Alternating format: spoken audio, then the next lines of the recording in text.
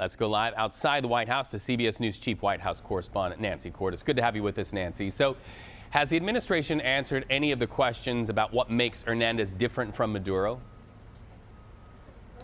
They have taken questions about it. I don't know that we've gotten a full explanation yet, Reed. What they're essentially saying is that Hernández was somehow set up by the Biden administration, over-prosecuted. They haven't quite explained why they feel that way, and that he was someone who was merely the leader of Honduras while drugs were coming from Honduras to the U.S. And basically, you know, happened to be in the wrong place at the wrong time, essentially, and that he didn't have much to do with it.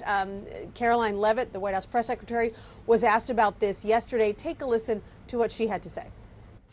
The president several days ago said it was his intention to pardon the former president of Honduras, who was a convicted drug trafficker. And yesterday on Air Force One, the president said that if someone sells drugs in that country, that doesn't mean you arrest the president and put him in jail for the rest of his life. How is that different than what the administration is accusing Venezuela's Nicolas Maduro of? You're cherry-picking the president's statement a little bit yesterday, as he also said yesterday the people of Honduras have highlighted to him how the former president Hernández was set up. This was a clear Biden over-prosecution. He was the president of this country. He was in the opposition party. He was opposed to the values of the previous administration, and they charged him because he was president of Honduras. So the bottom line here is that whatever the reason, Reed, Honduras has been released from a West Virginia prison now, according to his lawyer, after serving about 1 year of a 45-year sentence.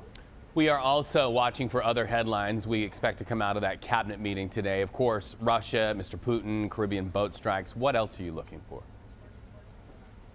Well, one thing to know about these cabinet meetings is that they are not short. I think the last one that I covered was about 3 hours long because the president tends to make an opening statement, talk about how great the country is doing, and then he goes around the table to all of his cabinet level officials, and there's about 16 of them, and then they lay out what they have been doing in their department. They praise the president effusively and say that they wouldn't be able to do it without him. And then often, I guess I should say always, the president tends to take questions from the press, and as you point out, there are a lot of topics to ask him about, from the conversations taking place in Moscow today between Steve Witkoff and Vladimir Putin, and this controversy that seems to be growing by the hour about these Venezuelan boat strikes. So the reporters in the room will be doing their best to ask the president about all of this at the end of that meeting.